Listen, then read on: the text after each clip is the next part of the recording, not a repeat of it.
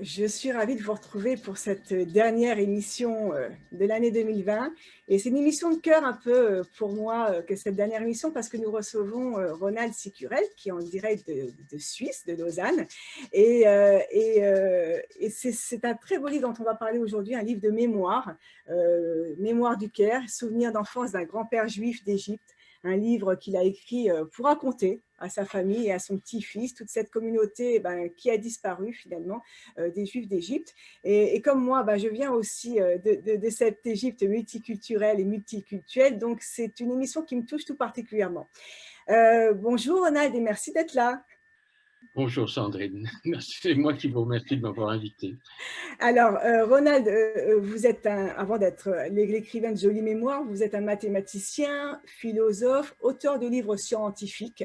Vous êtes un homme d'affaires et vous êtes aussi un professeur universitaire. On reviendra en fin d'émission sur cette partie de votre carrière et toute l'étude du cerveau sur laquelle vous travaillez qui est passionnante. Mais ce soir, c'est le grand-père juif d'Égypte que nous recevons. Donc, on va parler de l'enfant que vous avez été, parce que vous avez quitté l'Égypte extrêmement jeune. Vous avez fait partie de ces 80 000 juifs de cette communauté qui a quitté ce pays, comme beaucoup d'Européens d'ailleurs. On parle souvent des juifs d'Égypte et beaucoup d'Européens, ceux qu'on connaît, cher Anthony, Dalida, Claude François, il y en aurait tellement. Et c'est cette histoire que vous avez voulu raconter à votre petit-fils, cette Égypte perdue, cette vie perdue. Et alors, j'aimerais, c'est très drôle parce que depuis quelques jours, effectivement, j'ai partagé l'information de cette réunion. Et quand on dit Sicurel, tous les Juifs d'Égypte disent Sicurel, les grands magasins. Donc, vous êtes l'héritier d'un patrimoine, en tout cas, d'un patrimoine culturel.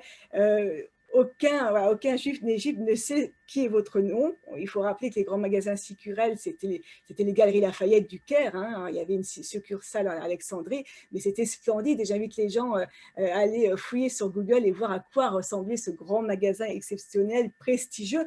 C'était d'ailleurs, je pense, la référence de toute cette partie du monde en matière de grands magasins et de mode. Vous avez toujours eu conscience de cela quand vous étiez en Égypte, par exemple, de ce que votre nom signifiait, puis après, quand vous êtes parti? Pas du tout, pas du tout. Quand j'étais en Égypte, pas du tout. Alors pour moi, tout était normal, tout était bien et il n'y avait pas de différence avec qui que ce soit d'autre. Non, non, c'est après coup que je commençais à voir. En fait, l'éducation était un peu différente de ce que nous connaissons ici en Europe.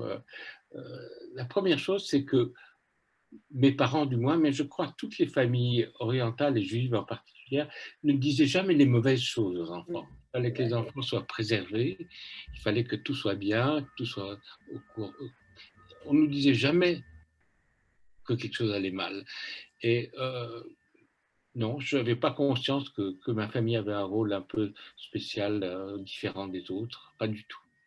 Et est-ce qu'aujourd'hui, enfin peut-être pas aujourd'hui, mais est-ce que ça a été à un moment donné un héritage un peu lourd à porter? Non, pas du Non. tout. Pas du tout. Pas Alors, du c'est marrant que vous parliez tout. des mauvaises nouvelles. Ouais. Et une fois parti, euh, j'ai appris qui j'étais après avoir quitté l'Égypte parce que euh, je savais que nous étions une famille juive, mais je ne savais pas très bien ce que ça voulait dire. Mm. C'est seulement en Europe où j'ai demandé à mes parents, mais on me dit que je suis juif. Qu'est-ce que c'est ça? Et, Oui, je ne le savais pas. Pour moi, il y avait des musulmans, des juifs, des chrétiens. La nurse, l'infirmière qui s'occupait de nous principalement, était une Yougoslave catholique et elle m'enseignait à prier le soir avant d'aller me coucher au bord du lit. Et toutes les religions étaient bonnes. Il n'y a pas tellement de différence. Toutes les on religions va, étaient bonnes, oui, toutes on les va étaient revenir sur respectées. ça. On va revenir sur ça si vous le voulez bien, parce que c'est vrai que je trouve que Oui, c'est une particularité effectivement de l'éducation juive à l'égyptienne qui était assez, on va dire, assez light et qui incluait le regard sur les autres. C'est pour ça que je dis toujours que au-delà d'une ville multiculturelle, c'est une ville multiculturelle. En fait, c'est un pays multiculturel. Alors, ça m'a fait rire ce matin pour terminer avec le nom de Sicurel, c'est qu'il y a deux personnes qui m'ont demandé qui était Salvatore Sicurel pour Ronald. Oui, Donc, je crois que vous pouvez répondre à ces gens-là. c'est mon papa. C'est votre Euh, papa.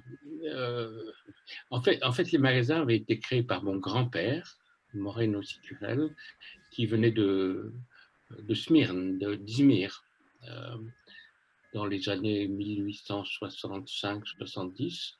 Et il avait créé les magasins. Il avait 3 fils et une fille. Le premier fils, Salomon, qui était le plus âgé, a repris la direction des magasins lorsqu'il est décédé. Et lorsque Salomon a été assassiné, je crois, dans les années 35-40. C'est ce que vous racontez dans votre livre Oui. également. Et ensuite, mon père a repris la direction des magasins Salvatore. Alors, moi, j'aimerais revenir sur la genèse de ce livre quand même. Pourquoi était-il important de raconter et d'abord, quand vous avez commencé à raconter ça, est-ce que l'idée était d'en faire un livre, de le publier, ou c'était juste d'écrire quelques pages pour faire vivre l'histoire? Non, c'est ma fille Valérie, euh, qui est une fille absolument exceptionnelle. Euh, j'ai eu un plaisir énorme à la voir grandir, évoluer. Et un jour, elle me dit, elle a eu un fils, mon petit-fils Ben, et puis elle me dit, tu devrais écrire quelque chose sur la famille et sur l'Égypte pour Ben. Et je me suis dit, elle a raison, parce que sommes-nous sans notre passé? Que sommes-nous sans notre mémoire? Si vous enlevez la mémoire, il ne reste pas grand-chose. Toute notre référence, notre construction de l'avenir, elle se fait sur ce que nous avons mémorisé. Et c'est pour ça qu'il est tellement important aussi d'être fier de son passé, euh, de l'accepter, de le faire partie de soi, parce que c'est à partir de lui que nous pouvons vraiment construire. Je me suis dit, Valérie a raison, il faut que je lui écrive quelque chose. Alors, à partir de là, je l'ai fait très rapidement. Je n'avais pas l'intention au début de le publier comme livre. D'accord. Ensuite, je l'ai fait lire à une ou deux personnes, ils m'ont dit, mais il faut le publier. Et je l'ai publié, et curieusement, il s'est vendu beaucoup mieux que la plupart de mes autres livres. Oui, oui, je le vois parce qu'à chaque fois que je poste sur le livre, puisque je rappelle quand même que le livre est en vente aux États-Unis sur Rencontre des auteurs francophones, et c'est vrai qu'à chaque fois que je le poste, il y a beaucoup de gens qui réagissent en disant j'ai adoré votre livre, j'ai lu plusieurs fois, donc on voit qu'il y a déjà nombre de gens qui ont déjà lu ce livre depuis sa sortie. Moi, j'ai envie de vous demander, vous avez écrit pour Ben, mais est-ce que vous avez raconté à Valérie au fil des années toute cette histoire? Euh, alors, Valérie, Valérie d'abord, elle n'a presque pas connu mon père. Mon père est décédé lorsqu'elle avait 4 ans, mais elle a bien connu ma mère. Donc, elle a beaucoup d'histoires de la famille qui lui viennent par ma mère. D'accord. Et puis, c'est une fille curieuse. Alors, elle se documente, elle apprend des choses et souvent, elle connaît des membres de ma famille que moi, je ne connais pas. Oui, Euh, c'est ce besoin qu'on a, je crois, notre génération de relier. oui, elle Ouais. reconstruit quelque chose Mm. euh, que moi, je n'ai pas construit. Quelque part, on était très isolés, ma génération. On ne s'est pas retrouvé. La génération d'après, ils ont tendance à se retrouver euh, plus que nous l'avions fait. Oui, d'ailleurs, c'est pour ça que moi, j'ai monté sur Facebook un groupe des enfants des Juifs d'Égypte, avec ce besoin, certainement comme Valérie, de se retrouver. Et on a commencé avec 2 cousins, on est 1800 membres aujourd'hui. Donc, je crois qu'il y a effectivement ce besoin de se dire aussi que voilà, c'est une communauté qui a disparu, donc il faut continuer de la faire vivre. Et je pense que c'est ce que vous avez fait aussi avec Mémoire du Caire. D'ailleurs, Oui. est-ce que ces souvenirs, parce que vous étiez jeune quand vous êtes parti, ces souvenirs, c'est les vôtres ou c'est aussi un mélange de ce qu'on vous a raconté et que vous vous êtes approprié, consciemment ou pas, hein? Des fois, on a l'impression presque d'avoir vécu les choses qu'on nous les raconte. Alors, la mémoire est une chose curieuse. D'abord, il y a des choses dont je me souviens, il y a des choses dont je crois me souvenir, mais en fait, je me souviens qu'on m'a raconté. Oui. Il y a des choses dont je suis sûr et qui sont totalement impossibles. Par exemple, je suis sûr que dans le bassin au fond du jardin à Méadi, Méadi c'est une banlieue du Caire où nous habitions lorsque j'avais moins de 7 ans, j'étais sûr qu'il y avait un poisson tellement grand que sa tête et sa queue sortaient des deux côtés du bassin. Mais évidemment, c'est pas une chose sur laquelle on va me croire. Mais donc les souvenirs, c'est quelque chose d'assez absolument curieux. Alors, là, il y a tout un mélange. Et d'ailleurs, c'est un problème. J'ai eu une envie irrésistible à un moment donné de retourner au Caire. Je n'étais pas, depuis 56, je n'étais pas retourné pendant 30 ans. Mais l'envie, c'était de vérifier est-ce que mes souvenirs sont corrects ou est-ce que je me raconte des histoires. Qu'est-ce qui existe de ce que j'ai vraiment en tête? Et Sachant qu'en 30 ans, le Caire a énormément changé, donc c'était pas toujours évident de retrouver des souvenirs de votre passé. alors, oui, je crois qu'en 56, il y avait 2 millions d'habitants et 30 ans après, il devait y en avoir 15 millions ou Ouais. quelque chose comme ça. Donc, ça a beaucoup changé. Alors, là, ça fait une impression curieuse parce que, évidemment, vous vous sentez chez vous, vous reconnaissez les rues, mais elles ne sont pas exactement comme elles devraient être. Et il y a des émotions, des fois. Par exemple, je me souviens, je marchais sur une rue que je me disais, mais je reconnais cette rue. J'étais seul, je marchais là, et tout d'un coup, je me tourne et je vois un portail, et sur le portail, c'était marqué garçon. Et L'école. ça m'a déclenché une crise de larmes, vous ne pouvez pas imaginer. C'était la porte d'entrée garçon du lycée français du Caire, C'est que je voyais intéressant, ouais. tous les jours, mais en la voyant tout d'un coup, il y a eu une explosion d'émotions qui est absolument invraisemblable. Je crois que c'est une chance extraordinaire d'avoir pu vivre ça. Qui sont les gens qui, qui ont quitté quelque chose et l'ont retrouvé 30 ans après et ont pu goûter à cette qualité d'émotion qui viennent à ce moment-là? C'est invraisemblable. Oui, C'est c'est vrai invraisemblable. qu'il y a peu de gens qui sont retournés en vérité. Il y a quelques pèlerinages qui se font de temps en temps. D'ailleurs, l'année dernière, la grande synagogue d'Alexandrie, il faut reconnaître ça, a été Oui. vraiment restaurée. Il y a eu plusieurs voyages. Il y a peu de gens qui y sont retournés. Et moi, je garde en tête des images que j'ai eues jeune. D'un reportage télévisé, on voyait Dalida revenir au Oui. Caire et voir sa maison et être effondré de ce que le Caire était devenu. Alors, je crois que je fais partie de ces gens qui se disent: «J'ai pas envie d'aller voir ce qu'est devenu l'Égypte Ah oui, d'aujourd'hui». il y a Mais beaucoup de gens ouais, qui n'y retournent pas, hein. ouais. Moi, je suis Mais retourné vous, vous êtes à allé plusieurs fois en plus, hein? oui, très Mmh. souvent. Et d'ailleurs, alors c'était une question que je réservais pour plus tard, mais elle me vient du coup. J'ai trouvé qu'il y avait 2 choses très belles, très émouvantes que vous racontez sur ces retours. D'abord, la fois où vous êtes, retourné dans le bureau de votre père, Ah oui, personne n'avait repris ce bureau. Il y a une espèce de mémoire, de Salvatore. C'était très émouvant ça. c'est incroyable. Mmh. J'étais en Indonésie et je reçois un coup de fil d'un ami indien qui, qui me dit écoute, je suis au Caire et je vois ton nom partout. Comment ça se fait? C'est drôle. J'ai dit c'est à cause des magasins. Il me dit écoute, tu dois venir ici absolument tout de Mmh. suite. Voilà. Et effectivement, j'ai pris l'avion et je l'ai retrouvé au Caire. Et il m'a pris par la main et il m'a tiré dans des magasins principaux au centre du Caire, qui existaient encore à l'époque. C'était avant que la banque les rachète. Ah, Euh, le magasin n'existe plus aujourd'hui? non, ça a été transformé en banque. C'est la D'accord. banque Faisal, D'accord. Faisal hein, qui a repris. Ces magasins-là, il y en a d'autres, mais ceux-là, c'est la banque Faisal. Et j'ai été accueilli, vous savez comment sont les Égyptiens, ils m'embrassent, Ouais. me serraient les pieds. Et petit à petit, ils m'ont amené au dernier étage où il y avait les bureaux administratifs. Et d'ailleurs, j'ai le film si ça vous intéresse, parce qu'ils ont Oui, filmé ça. Je vous l'envoie, c'est avec plaisir. extrêmement émouvant. Ouais, Et j'imagine. il m'explique dans ce bureau, il y avait Sylvain, dans ce bureau, il y avait la secrétaire de monsieur. Ce monsieur qui était directeur travaillait déjà à l'époque de mon père dans les magasins. Waouh. Et puis, ils envoient chercher une clé. Et au bout d'un quart d'heure, ils trouvent une clé, ils arrivent à m'ouvrir la porte du bureau de mon père, qui n'avait pas ouvert depuis 40 ans. Incroyable, Il incroyable. n'avait pas. Mais dans quel pays ça existe, ça? Et il y avait encore toutes les affaires de mon père là, Ah, sur. quelle émotion.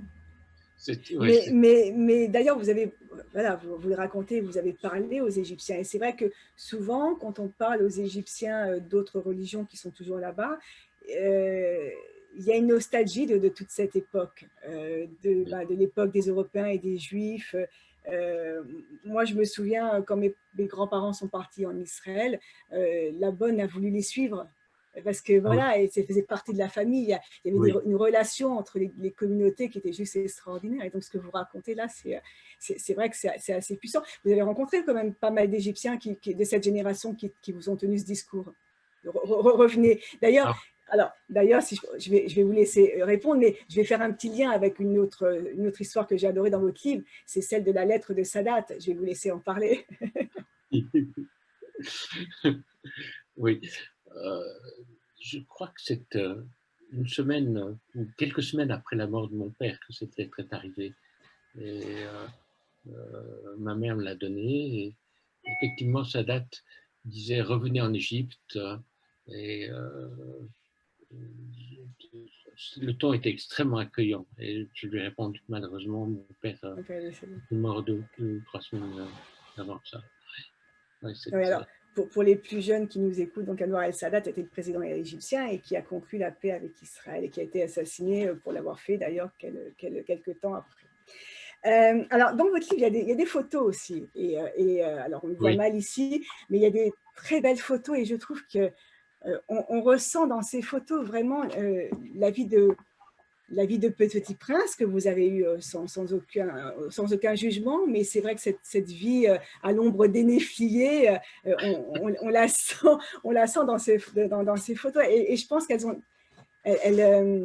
témoignent de ce que vous avez vécu, de ce que beaucoup ont vécu, et elles renforcent votre récit. Donc, je trouve que c'est vraiment bien d'avoir mis des photos.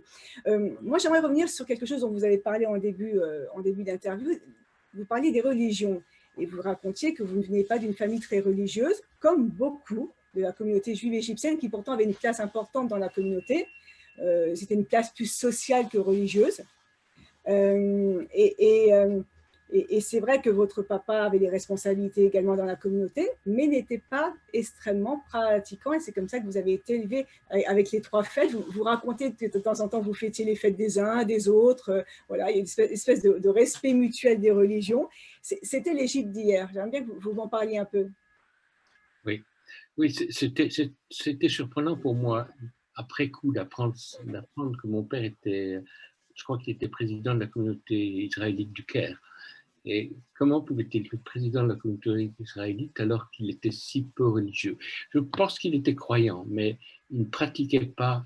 De temps en temps, il nous parlait de religion, mais extrêmement rarement. Et en fait, en arrivant en Europe, je connaissais beaucoup plus de choses de la religion catholique que je ne connaissais de la religion juive. Parce que Votre nurse, ma on va revenir sur elle mère parce que c'est extraordinaire, cette femme. m'expliquait tout, et puis elle m'amenait, en arrivant en Europe, elle m'amenait aussi à l'église de temps en temps, et j'étais assez content d'y aller. Pour moi, il n'y avait pas tellement de différence, que ce soit l'un, l'autre. Il n'y Oui, avait alors, pas. je pense qu'il y avait une vie sociale dans la communauté. Je pense que Oui, la social. plupart de ces Juifs d'Égypte le vivaient comme effectivement, ça faisait partie intégrante de leur vie sociale, peut-être plus que de leur vie, de leur vie religieuse et de leur implication religieuse. Je pense que c'est comme ça qu'ils le vivaient. Qu'est-ce que vous avez fait justement de cet héritage culturel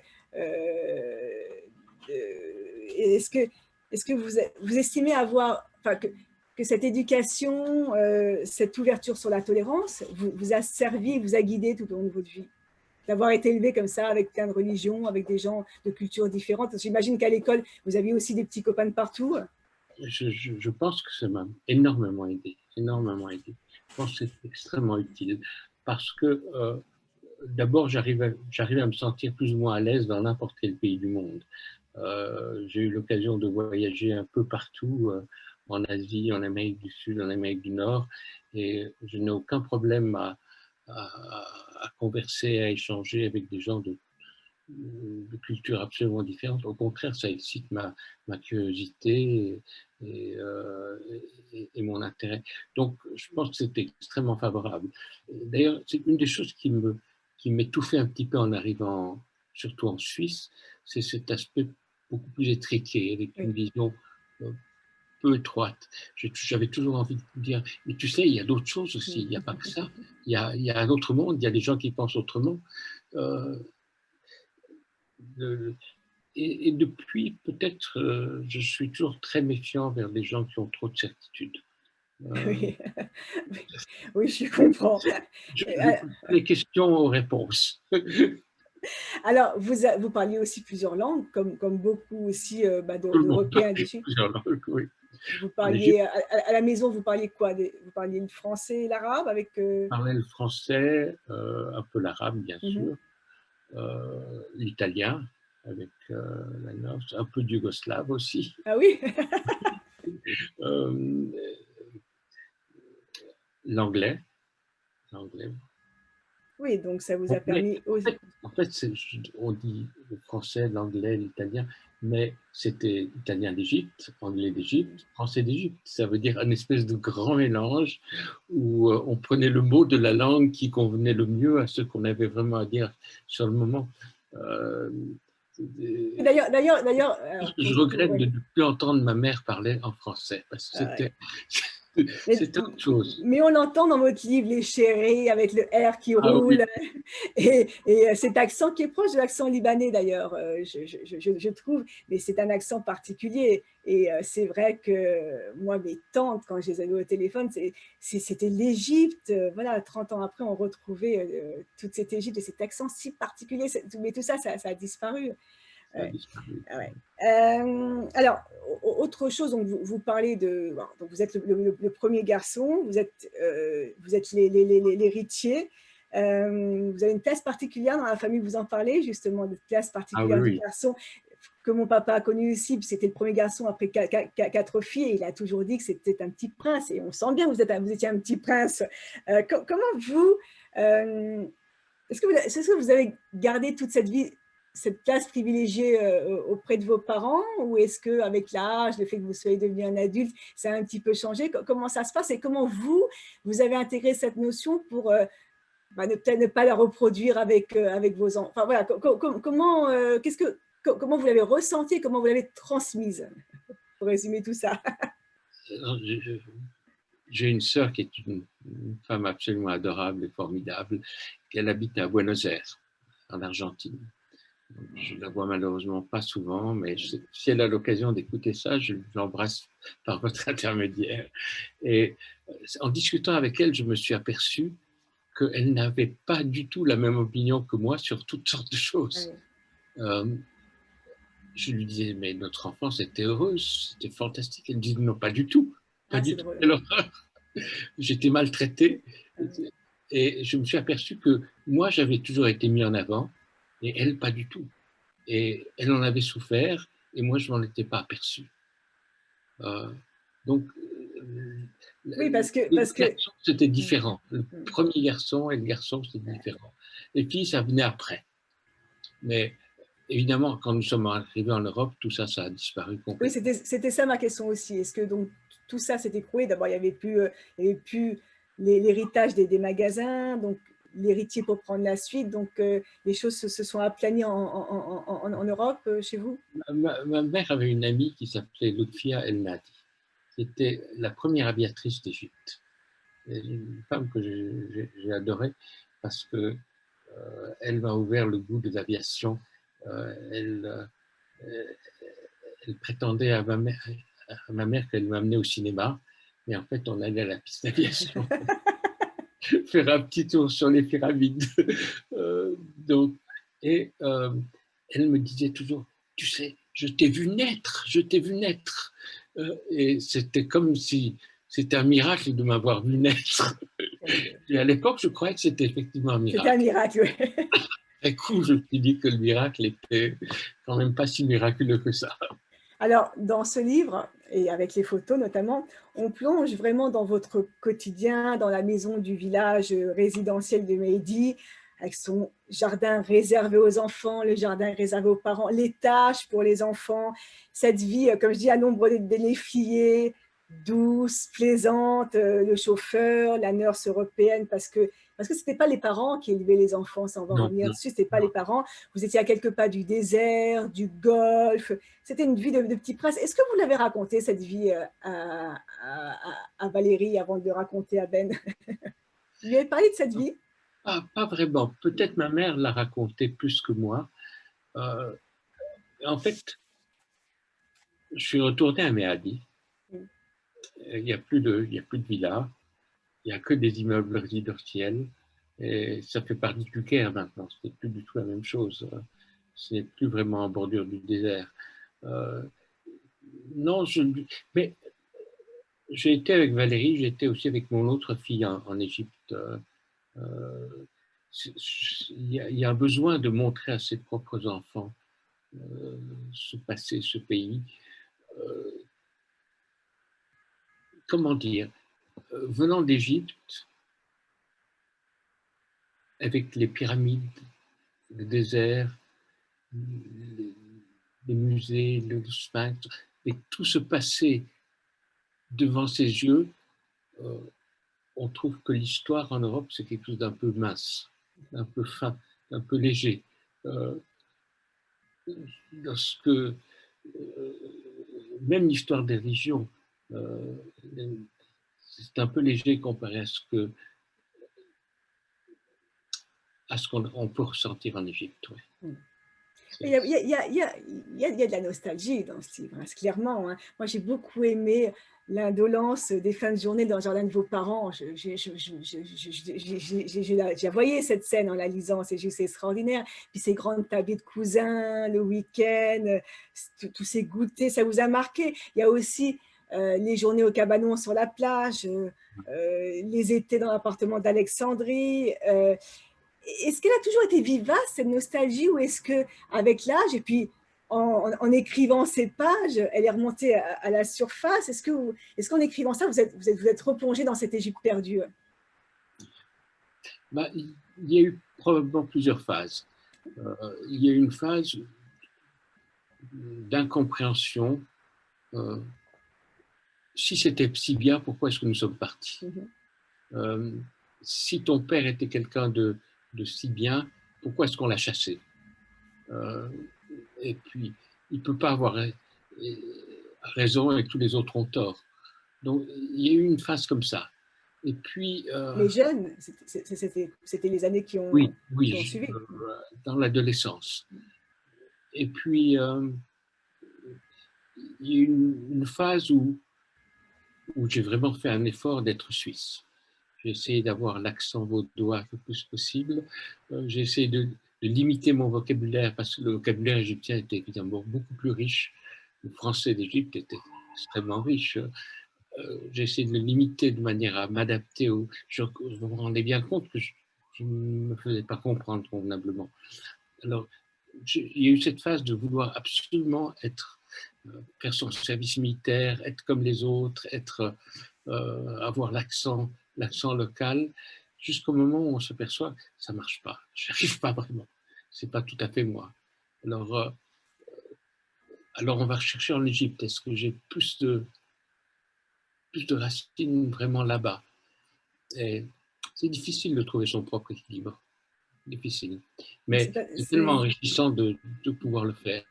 C'est intéressant que vous parliez Mais en du fait, français. Ah oui. Allez-y, Ronald. pardon, non, je disais, je vois un peu la vie avec le recul de l'âge, je vois un peu la vie comme tout un tas de tâches dont on ne comprend pas les connexions au moment où on les vit. Il y a l'Égypte, il y a une vie que maintenant je considérerais très très luxueuse, mais à l'époque qui me semblait tout à fait normale, la vie de tout le monde. Euh, une vie d'études, une vie de business, des rencontres, et toutes ces tâches qui semblent des fois isolées, on a de la peine à les reconnecter. Et c'est seulement avec l'âge que petit à petit, on se rend compte que toutes ces choses qui, prises une après l'autre, ne font pas de sens, euh, commencent à faire sens comme un tout. Et en s'apercevant petit à petit du sens du tout que cela prend, c'est là où on fait un pas de plus pour se découvrir soi. Et ce qui fait que chaque individu est unique, avec justement ces différents étages des différentes vies Oui. passées. Par Euh, exemple, je vous parlais de Lutfia et de l'aviation. Je pense que sans elle, peut-être que je ne me serais même pas intéressé aux sciences. Ah oui, c'est intéressant, parce qu'on va en revenir, mais vous êtes intéressé très tôt et vous avez excellé dans les sciences. Moi, j'aimerais revenir, vous avez parlé tout à l'heure de la grand-mère à l'italienne, la nonna. D'ailleurs, je n'ai jamais Oui, compris pourquoi tous les juifs égyptiens, italiens ou pas, appelaient leur grand-mère nonna, je ne sais pas. Mais c'est effectivement comme ça qu'on appelait nos grand-mères. Euh, et qu'est-ce que vous avez gardé, alors peut-être pas en arrivant, mais peut-être avec le temps, des traditions, de la culture? Est-ce qu'il y a des choses que vous cuisinez? Est-ce qu'il y a des choses que même que vous aimez acheter dans des pâtisseries orientales? Je ne sais pas, est-ce qu'il y a quelque chose, des petites madeleines de Proust comme ça, qui émaillent votre existence? alors, du temps où ma mère était vivante et cuisinait encore, évidemment, elle nous faisait un tas de plats orientaux et c'était un plaisir, un plaisir. Mais euh, ma fille fait de temps en temps de la bolleria. Oh, magnifique. Et je dois dire, j'en raffole, mais elle le fait malheureusement trop rarement, elle a ses occupations. Mais C'est intéressant de voir que votre fille fait enfin moi je fais la molokhia, je fais les gambas, enfin je fais la cuisine égyptienne que j'ai finalement peu mangé chez moi. Et donc c'est intéressant de voir que notre génération essaye de s'approprier les souvenirs de la génération de nos parents, comme pour la rendre encore vivace. Je trouve ça intéressant que votre fille se fasse la même chose.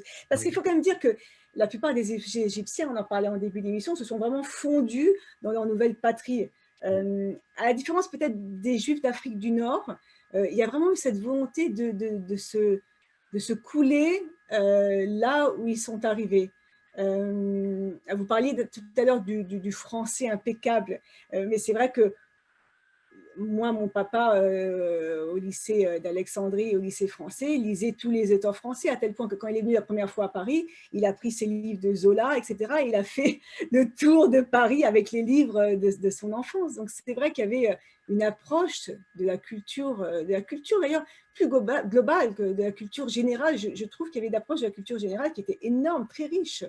c'est incroyable, hein. C'est vrai. Oui. Alors, il y a une femme qui a beaucoup compté dans votre vie, vous en avez parlé tout à l'heure, c'est Milka, cette jeune Ah, infirmière yougoslave qui est restée 50 ans au service des Curiel. Cette femme, elle vous a tout donné à votre famille, presque, je vais aller un peu loin, presque en sacrifiant la sienne, puisqu'elle est restée à vos côtés toute sa vie. complètement, complètement. En fait, mes parents l'avaient engagée avant ma naissance pour attendre ma naissance. Et Elle n'était donc, pas nurse, hein, c'est ça, elle était infirmière, elle avait un rôle un petit peu différent de la nurse. elle était infirmière Mm. de Trieste. Donc, elle était entre l'Italie et la Yougoslavie à l'époque, mais du côté yougoslave. Et elle est venue en Égypte pour, à l'occasion de ma naissance. C'est ça, ils l'ont fait venir d'Europe pour s'occuper de vous. Oui. Et lorsque nous avons quitté l'Égypte en 1956, elle nous a accompagnés. Elle est restée elle a vécu à Lausanne avec mes parents et elle est repartie dans sa famille une année avant de mourir. Waouh, Donc, c'est une belle histoire. C'est une belle histoire. une incroyable histoire. C'est une personnalité incroyable, comme on en. Oui, il y a des photos de Milka dans le livre d'ailleurs. Mais en Ouais, fait, ça fait. ma grand-mère, ma nonne, la mère de ma mère, avait une dame comme ça aussi une Yougoslave qui s'appelait Adele et qui a vécu 60 ans dans la famille de ma grand-mère. Moi, je crois que de mon côté, si mes grands-parents n'étaient pas partis en Israël, je pense qu'effectivement, les gens qui travaillaient pour eux seraient restés avec eux. C'est vrai, comme vous le dites, d'abord, il y avait un respect des gens qui travaillaient pour eux. Je veux dire, Ah oui, enfin, c'est pas ce qu'on lit partout, mais c'est vrai que toutes les familles que je connais qui ont eu des gens à leur service les ont traités comme de la famille, quoi. Et, ah, il y avait ce respect qui était. C'est un mot, je trouve, qui qualifie beaucoup les Juifs d'Égypte. ce mot de respect. Oui. Alors, il y a l'Europe qui est important. On en parlait avant de commencer cette émission. L'Europe, c'est vos vacances en Suisse. C'est votre papa qui a étudié en Suisse. D'ailleurs, ça lui servira plus tard. Il ne le savait pas, mais ça l'aidera. Il y a l'importance de l'Europe dans toutes les grandes familles d'Égypte. Moi, c'est ce que je vous racontais. J'ai compris ça il y a quelques mois en retrouvant une amie de mon papa, à qui j'ai dit, mais pourquoi mon père est parti étudier en France, lui qui était chouchouté comme vous, le petit prince de la famille, pourquoi il est parti si loin des siens? Et elle m'a dit, mais c'était comme ça, Sandrine. Les grandes familles allaient étudier en Europe et souvent en France. Oui. Donc, vous avez connu ça aussi, votre papa Oui. a eu ce Oui. parcours. Oui, oui. Et, Mais je n'ai pas connu cette période de la vie de mon père parce qu'il bien avait sûr. déjà 55 ans lorsque je suis né. Donc, il y a une très grande différence d'âge entre mon père et moi. Il avait été marié, mais je l'ai appris après sa mort. Il avait été marié avant d'être marié à ma mère. Moi Euh, aussi, j'ai le même secret de famille, je vous rassure. et il avait divorcé pendant la guerre. Mais toute la famille, et d'ailleurs l'ensemble des relations, me reflétait une image de mon père comme d'un être, d'un Dieu sur terre. Oui. Oui. Je pense de toute façon, pour Et, diriger ce qu'il a dirigé, il fallait avoir une personnalité assez importante. Hein. il était un grand sportif, il était champion olympique de fleuret, d'escrime, il était entrepreneur, il était golfeur, et c'était, moi je dois dire, j'ai beaucoup de respect pour lui, parce que je le vois comme un homme très droit, ne se plaignant jamais, je ne l'ai jamais entendu se plaindre. On va en parler de ça, ça m'a vraiment marqué, ça m'a vraiment touché, vous en parlez dans votre livre. On va en parler, si vous Ah voulez oui. bien, Ronald, après, de ce respect que vous avez pour votre père. Moi, puisqu'on parlait de la France, euh, votre histoire familiale est un peu aussi liée à l'histoire de France. Alors, c'est une anecdote, mais je trouve qu'on tombe dessus comme ça au fil des pages. On se dit, ah oui, quand même. Parce qu'en vérité, c'est votre cousine, je crois, Judith, qui avait quitté l'Égypte pour la France. Elle a épousé en 1933 un avocat qui va devenir quand même une figure historique de la France. Lily, ma cousine germaine. Oui. Alors, Oui. je vais vous laisser nous dire avec qui elle était mariée quand même. Ah oui, non, bah, quand elle s'est mariée, il était jeune avocat, mais Oui. Pierre Mendès France. Voilà, De donc beaucoup on trouve quand même cette information qui est une anecdote, mais comme ça, au fil des pages, on se dit, ah oui, quand même. Donc la famille a aussi marqué l'histoire de France, même par alliance, quoi. Oui, très curieusement, je me suis toujours dit si Pierre Mendès France était resté plus longtemps au gouvernement, des événements auraient peut-être été tout à fait différents parce que cette guerre israélo-franco-britannique ne serait pas passée comme ça ou aurait été différente. Intéressant. Alors, premier soulèvement, vous quittez la petite ville où vous habitez, votre père préfère que vous viviez dans une ville plus importante pour des questions de sécurité, donc vous arrivez à Samalek. Rien ne change vraiment, la vie continue d'être les week-ends Oui, entre c'est pas cousins, le qu'il sporting. Sandrine, c'est pas qu'il a préféré. Il y a des événements que j'ai appris après coup, mais sur le moment, j'allais dans une petite école anglaise à Méadi, et un jour, on est venu me chercher en classe, on m'a dit, tu rentres à la maison. On m'a ramené à la maison, mais il n'y avait personne là.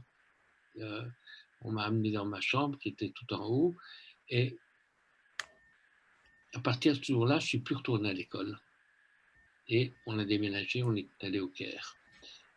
Mais pourquoi c'était pour... Oui. Ce qui s'est passé, c'est qu'ils avaient, en 52, ils ont incendié les magasins et il y a eu l'incendie général du Caire, les grands hôtels, beaucoup de grands magasins, et beaucoup de propriétés juives ont été incendiées. Et à partir de ce moment-là, mon père se déplaçait uniquement avec des gardes, des policiers armés, donc c'était trop risqué de rester à Méadi. Oui, alors, en plus, il y avait déjà une première alerte puisque le magasin avait connu un attentat à la bombe des Oui, frères musulmans et que votre oui, père a reconstruit le magasin.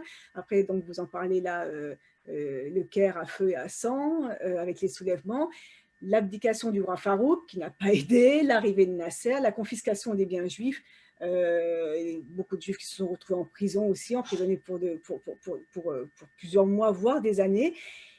Et pourtant, votre père, il a eu du mal à partir, parce que l'Égypte, vous en parliez tout à l'heure, l'Égypte, c'était chez lui, donc il a combattu dans l'armée égyptienne, il a été champion olympique, vous en parliez de fleuret, et puis il était investi dans la vie égyptienne, alors pas que dans la communauté, il était investi ah oui, dans la vie institutionnelle égyptienne. ah Donc oui, pour lui, lui était on a très vraiment, on a vraiment l'impression que jusqu'au dernier moment, il s'est battu pour ne pas partir. Et il vous a parlé de tout ça après, plus tard, quand vous étiez non, adulte? Non. non, il ne m'en a jamais parlé.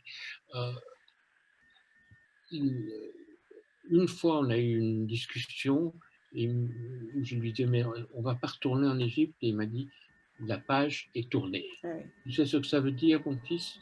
La page est tournée. C'est la seule chose. Qu'est-ce qui l'a fait changer d'avis? C'est vraiment parce que ça devenait extrêmement dangereux pour sa famille. C'était pour vous protéger, j'imagine. Parce qu'il est Oui, parti sans rien. Enfin, comme tout le monde, hein, il est oui, parti comme tout le ouais, monde. Ouais. ouais, comme En tout le fait, monde. on est parti assez curieusement, hein, parce que un matin, au lieu de m'amener au lycée, euh, ma mère nous a mis dans la voiture avec mon père. On est partis tous les quatre à l'aéroport. Et il y avait un avion de Swissair sur la piste là-bas. À l'époque, on pouvait accéder sur la piste Oui, c'est avec la voiture. Et on est descendu de la voiture avec une valise ou je ne sais pas ce qu'on avait en main. Et on marche vers l'avion. Et c'est des souvenirs d'enfance, donc c'est peut-être tout faux ce que je vous raconte, mais c'est comme ça que je le vois. Ma soeur le voit la même manière, donc il y a quelque chose de il y a juste. des choses de vraies, oui. Et tout d'un coup, il y a deux messieurs qui arrivent et qui arrêtent mon père. Et mon père dit, courez, courez, courez. Et puis ma mère nous tire, on court, tout le monde pleure, on monte dans l'avion, et mon père, ils l'ont emmené, ils l'ont emmené. Et nous, on est partis. C'était un On est choc. parti en culotte courte. On est arrivé à Genève sous la neige. C'était en janvier. Et Et c'était un choc pour le petit garçon que vous étiez. Vous avez des souvenirs de ce choc? Ça avait ah été oui, c'est un choc. qu'allait devenir votre père. C'est-à-dire vous ne saviez pas, et C'est un votre choc. mère non plus, n'allait pas savoir quand vous alliez le revoir et si vous alliez le revoir finalement. Et alors, je crois on avait rien du tout. Parce que ma mère a dû aller vendre une bague, ou je ne sais pas ce elle a fait pour qu'on aille à l'hôtel. On a trouvé un petit hôtel à Genève. Et puis, Ouais, vous avez vécu des mois dans une petite chambre d'hôtel. C'était la première fois de votre vie que vous étiez confronté au manque d'argent. Comme vous dites, votre maman a vendu des bijoux pour et, vivre pendant des mois. et incroyablement, on y était confrontés, mais nous, enfants, on n'y était pas Ouais. confrontés. J'ai Et aperçu. alors, ce que vous ne dites pas dans dans votre livre témoignage, Ronald, c'est où était votre père pendant tous ces mois? Est-ce qu'il a été arrêté? Est-ce qu'il a été emprisonné? C'est un mystère. Je crois que je ne Ah, saurai d'accord. jamais. Je crois que je ne saurai jamais. Peut-être qu'il a été arrêté, peut-être, mais je ne crois pas. Les seules personnes qui auraient pu me dire qui sont toutes mortes, sont toutes mortes. Je ne crois pas qu'il a été vraiment arrêté, mais le fait est qu'il ne pouvait pas partir parce que les communications téléphoniques à l'époque étaient très difficiles. Donc il fallait demander la communication et un ou deux jours après, l'opérateur vous rappelait pour vous dire voilà, vous avez votre communication avec le Caire. Et donc ma mère lui parlait une fois chaque 2, 3 semaines Oui. comme ça, mais c'était assez difficile. Assez Alors, difficile. alors, après la Suisse, il y a quand même eu un épisode en Italie. C'est votre père, grâce à des relations, a réussi à trouver un job, j'ai presque envie de dire un petit travail en Italie à Milan. Donc vous voilà tous déplacés sur Milan. Et vous dites que vous vivez un peu comme une famille moyenne italienne. Est-ce que à ce moment-là, vous n'aviez toujours pas conscience de ce que vous avez perdu? Et si Non, oui, est-ce que c'est non, donc cette vie n'était pas un problème. Ces 2 ans passés à Milan ont été une vie plutôt sympa, plutôt celle d'un enfant dans une vie équilibrée avec un appartement, un papa qui travaillait, une maman qui cuisinait. C'est un peu ça? Euh, c'était quand même moyenne supérieure parce que D'accord. c'était pas un petit job quand même. Il y a des magasins en Italie, une chaîne qui s'appelle Rinascente, et il était directeur de la Rinascente. Donc, D'accord. Donc, c'est une grande chaîne de magasins. Et à l'époque, c'était une famille Borlette qui était des propriétaires de ces magasins, qui étaient des amis de mon père depuis longtemps. Donc, les relations ont quand même facilité énormément les choses par rapport à des immigrés. classique. Et alors, ce qui a dû aider, enfin, j'imagine, c'est aussi que d'autres membres de la famille sont arrivés en Italie à ce moment-là, donc vous êtes Oui, senti moins seul. ma grand-mère est arrivée. Euh, il y a beaucoup d'employés des magasins qui sont venus aussi.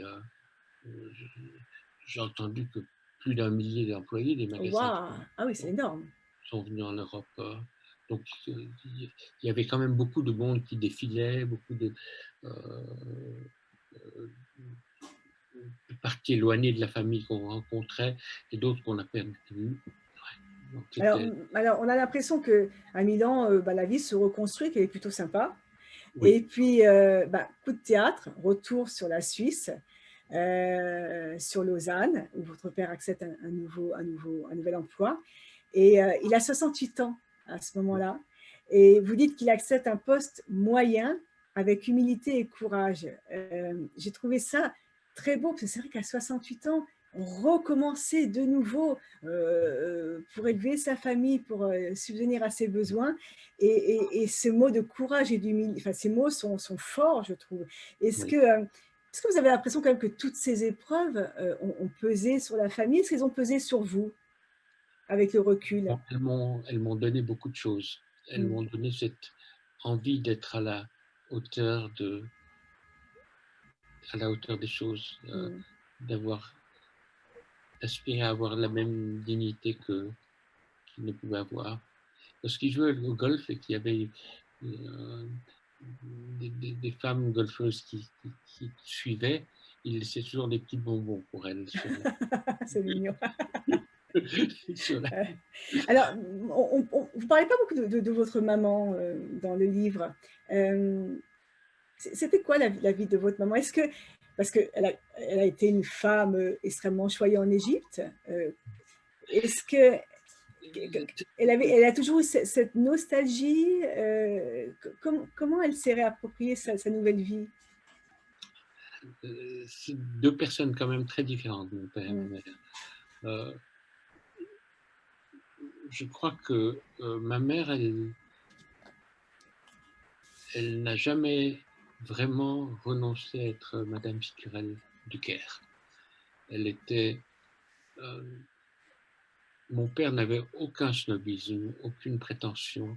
Il parlait à tout le monde sur le même ton, de la même manière. Ma mère était un peu snob. mm. Elle était. Il fallait que les choses soient comme elle disait. Si c'était pas comme ça, c'était pas bien. Elle était d'un côté très exigeante. Elle était adorable, oui, bien sûr. Elle était une mère juive égyptienne. Mais elle avait ce côté dont ma sœur, par exemple, a beaucoup souffert. Euh, Ce que faisait ma sœur n'était jamais assez bien. Elle est toujours que. Et ma sœur en a souffert. Et elle a encore aujourd'hui, bien des années après, de la peine à s'en remettre. Je soupçonne que c'est une des raisons pour laquelle elle a quitté l'Europe pour aller en Argentine. Oui, ce qui arrive souvent, les gens qui partent loin fuient. Oui, c'est clair. Oui, oui, Alors, il y a une leçon de tout ça, je trouve, quand vous écrivez. Aujourd'hui encore, je refuse de demander quoi que ce soit à quiconque. Et alors, c'est drôle parce que la semaine dernière, je dialoguais avec l'un des juifs égyptiens les plus connus de la littérature, Tobi Nathan, et il oui. disait exactement la même chose. Les juifs égyptiens ont tout perdu, mais n'ont jamais rien demandé. Ils se sont intégrés, ils se sont reconstruits sans amour. Donc, je trouve qu'on retrouve dans ce que vous dites exactement cette volonté de faire son chemin, de faire sa place, mais de surtout rien demander. C'est une espèce Oui. de... C'est une obsession et c'est un désavantage. J'ai envie de déranger personne. Mm. Je, ça me met mal à l'aise de déranger, de demander quelque chose ou de demander un service. Je ne sais pas d'où ça me vient, mais c'est comme ça. Je ne demanderai pas. J'ai bien l'impression que c'est assez culturel et c'est assez un point commun à toute la communauté. Si je vais faire une étude de comportement, alors on n'a plus beaucoup de temps, mais j'ai quand même plein de choses à faire. J'aimerais revenir avec vous sur l'image de l'Européen. Comment vous avez été accueillis en Suisse? Alors, vous nous avez raconté que vous avez d'abord voulu vous intégrer et devenir un vrai Suisse, après reprendre certaines choses qui étaient propres à vous et à votre personnalité. Comment vous avez été intégré, vous, à l'école, vos parents, parmi les voisins, votre père dans son milieu de travail? Comment vous avez été accueilli en Suisse? C'était l'époque où il y avait peu de gens de cette partie du monde. Je crois que j'ai été extrêmement bien accueilli. Honnêtement, je crois que j'ai été extrêmement bien accueilli.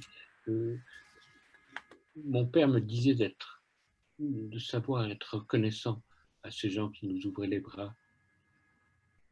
Et bien sûr qu'il y a beaucoup de choses que je n'ai pas aimées, contre lesquelles je me suis révolté, mais je dois dire que j'ai été extrêmement bien accueilli. Ce que j'ai remarqué, c'est que je n'ai pas beaucoup d'amis suisses, vraiment. La plupart de mes amis sont soit libanais, soit orientaux, soit... J'ai peu d'amis vraiment suisses. Je crains de les décevoir, les amis suisses. Les décevoir parce que je sais que je peux tout d'un coup penser autrement. Que je peux... oui, que je trouve que la folie, elle fait partie de la vie. Que de temps en temps, sans folie, la vie n'existe pas. Tellement d'accord avec vous, à 100%, la vie est ennuyeuse sans folie. Et alors, je me dis, si je me lie trop à cette personne-là, le jour où je vais faire ma folie, il va en souffrir. Je ne veux pas le faire souffrir. C'est drôle. Oui, c'est intéressant. Vous qui êtes spécialiste du cerveau, il faudrait travailler dessus, hein, Ronald. Alors, j'aimerais terminer juste sur le livre, après on va parler un peu effectivement du reste. Vous finissez en disant, votre petit-fils, tu dois aller en Égypte, tu dois aller voir, tu dois aller sur les traces de la famille Sicurel. Vous n'avez pas peur qu'il ait une image déformée, parce que l'Égypte d'aujourd'hui n'est pas celle d'hier? Vous l'incitez quand même à aller... Oui. Aller voir cette Égypte d'aujourd'hui. Hier n'existe plus, il n'y a plus, non. Il ne trouvera plus rien, il n'y a plus rien. Mais il y a des choses quand même qui sont là. D'abord, toute l'histoire égyptienne, le désert, les pyramides, les temples, les vestiges anciens, et puis aussi la gentillesse du peuple égyptien. Le peuple égyptien est d'une gentillesse incroyable, il est d'un humour incroyable. Il faut que je vous raconte juste une petite histoire. La femme avec qui je vis, Liliane, je l'ai amenée en Égypte il y a une trentaine d'années, et on était en taxi, et on passe à Zamalek, et tout d'un coup, je dis au taxi, arrête-toi, parce que je reconnais à gauche l'immeuble dans lequel nous avons vécu.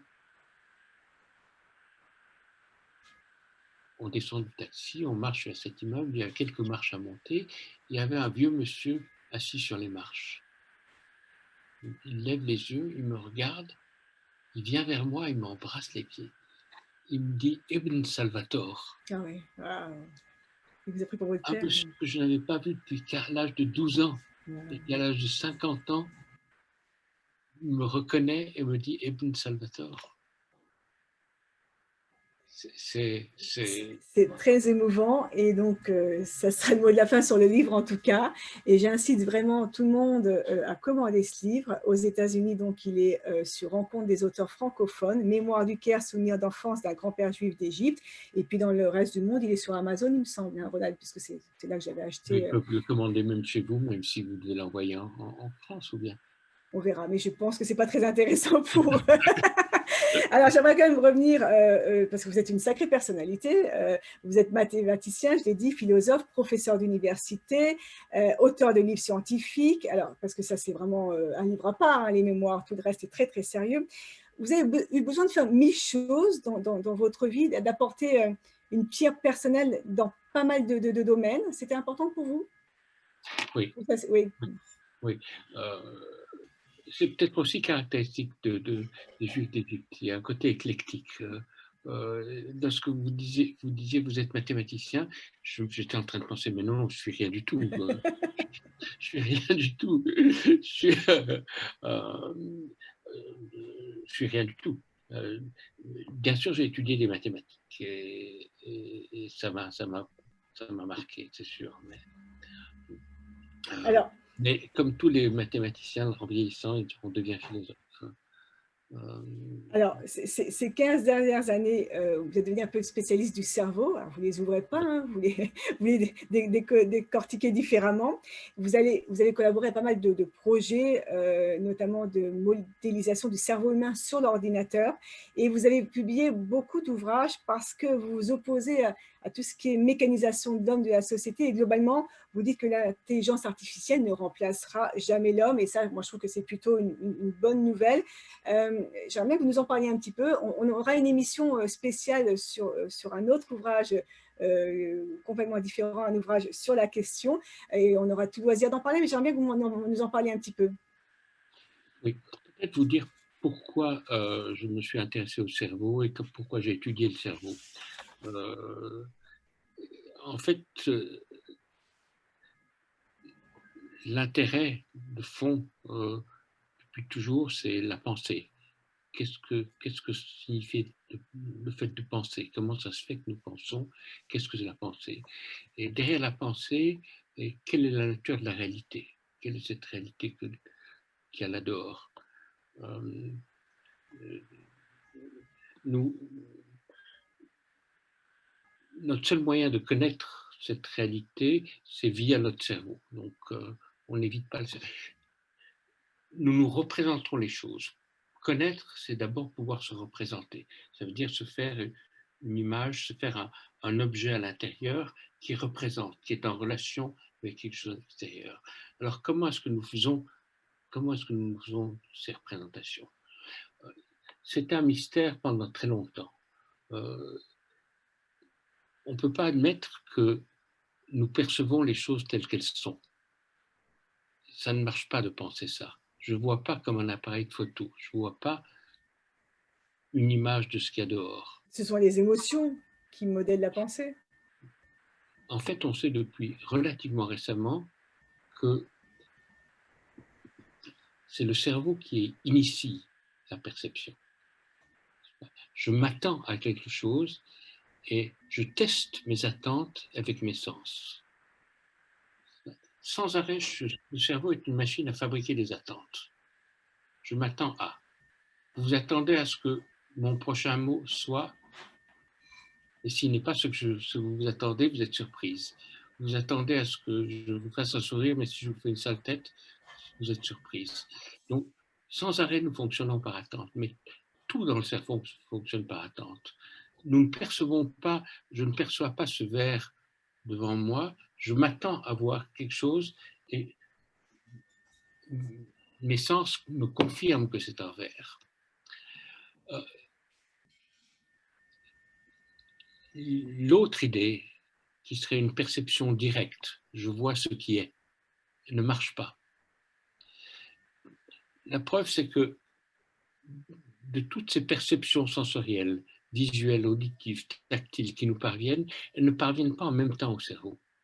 Elles parviennent décalées. Les chemins qui conduisent au cerveau sont différents. Alors il se pose un problème. Comment est-ce que de toutes ces perceptions décalées, est-ce qu'on forme une unité?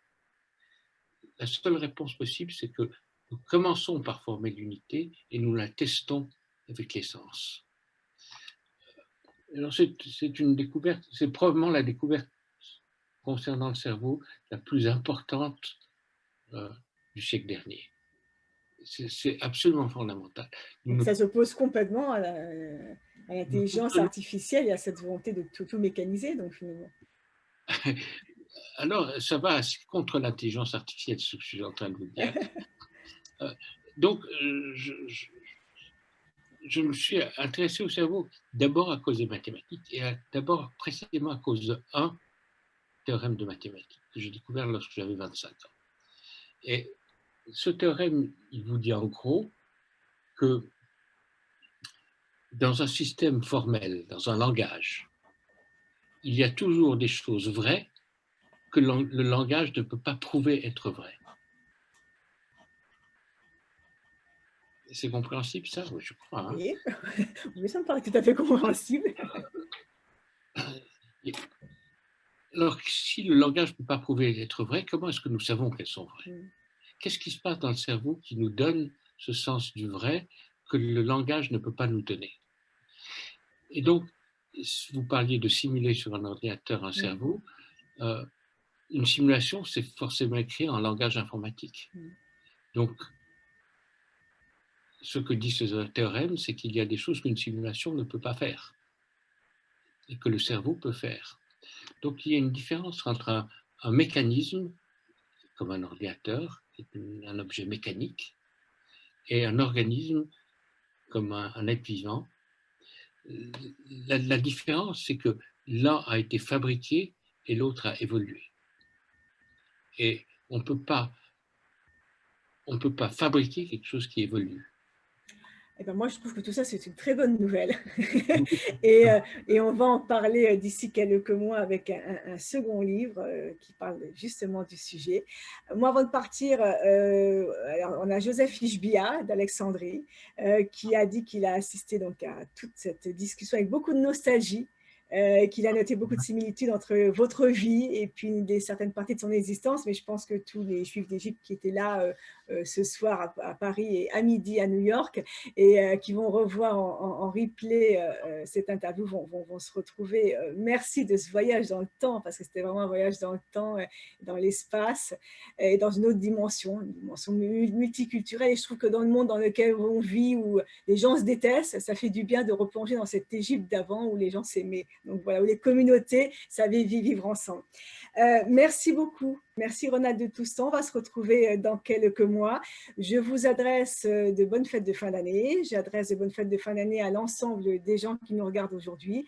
Voilà, c'était la dernière émission pour 2020. On a beaucoup d'auteurs déjà programmés pour 2021. Je vous invite à aller sur le site Rencontre des auteurs francophones à la page émission programme et vous verrez que jusqu'à fin avril, on a déjà un joli programme. Je vous rappelle aussi que l'émission devient hebdomadaire à partir de 2020. Plus de travail pour moi, mais plus de bonheur aussi. Donc voilà, merci Ronald. Bonne soirée, bonne fête de fin Merci à vous, d'année. Sandrine. Bonne soirée à tout le monde et bonnes fêtes de fin d'année. Voilà, je vous embrasse tous. Moi aussi, je suis ravie de poursuivre cette discussion qu'on a un peu coupée. On n'avait pas beaucoup de temps sur le cerveau parce que ça va être passionnant et je sais qu'il y a des gens qui en attendent beaucoup. Merci Ronald, merci à À bientôt. tous. Au Au revoir. revoir.